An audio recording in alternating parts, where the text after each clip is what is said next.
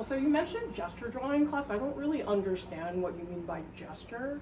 So basically, gesture drawing is when you're capturing like a live model in front of you, and it's really quick and gestural, meaning you're really trying to capture the overall movement and essence of the body rather than focusing on all the little details. But what is it? But what is Like, it? which is You it? said it was gestural, but it's also quick. Like, which is it?